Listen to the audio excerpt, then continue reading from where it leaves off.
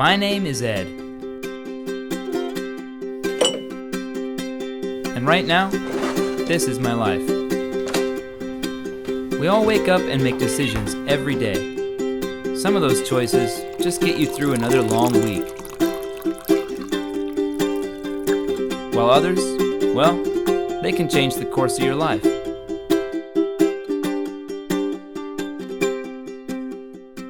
This is where I live, in Seattle.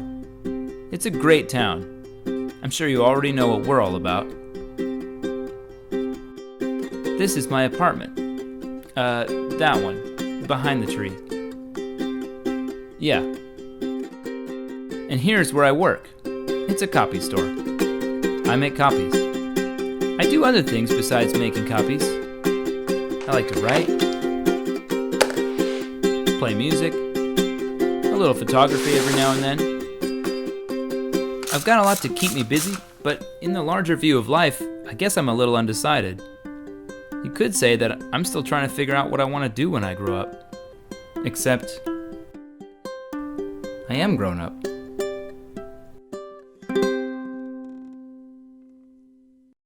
This is my friend Walker. We met in the 3rd grade. I don't get to see him very much because he's usually off traveling the world. Here he is riding his bike through the Balkan Mountains. And this is him hitchhiking in Syria. This is him traveling down the Mekong River in Cambodia. He used to write me letters telling me all about that amazing river and the people he met there. He really loves that river. And this is a celebration of the beautiful Montana wilderness on a freight train ride across country. This was about 5 years ago. I remember it because that time I was there too. See, I may not go all the places he does, but every now and then he kinda inspires me to do something crazy, like ride a freight train. And as you can see, we had a great time. But afterwards, my life picked up again, right where I left it. This time, making copies. We kept in touch, but life was a little slower. Don't get me wrong, it's not a bad place to work. I'm actually very lucky. I like my coworkers. I like my bosses. They're my friends. Some of my customers are my friends. But I was starting to get restless again. I needed something more. I considered going back to school, but I just wasn't fully convinced that was the answer. At least, not just yet. Maybe I just needed a little more excitement. Again, I thought about Walker. 18 months ago, Walker left Seattle with $200.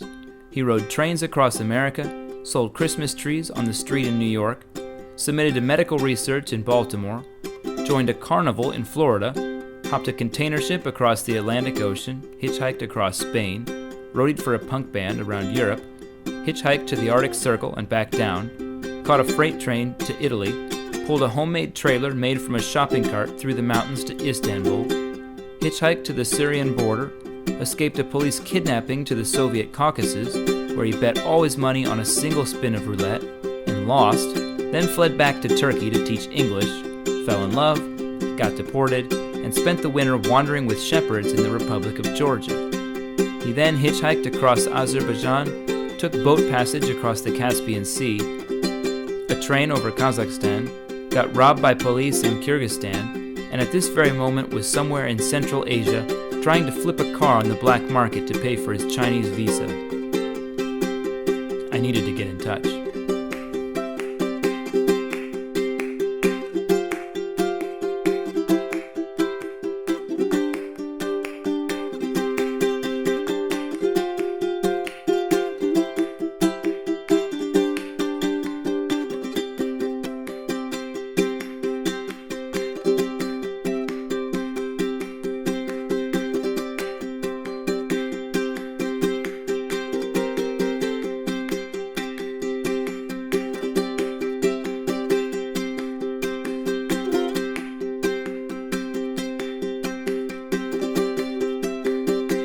Was this the excitement I was looking for?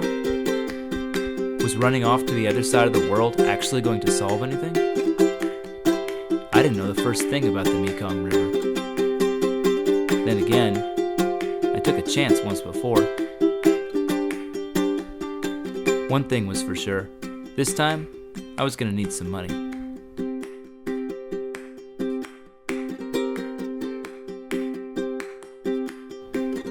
Well, that didn't work. I guess I could sell all of these. And these. Wait, I think I'll keep that. Okay, so that gets me there. But what next? Was I really going to drop everything in my normal life just to end up lost on the Mekong River? The sensible voice inside me was telling me to wait. To think this through.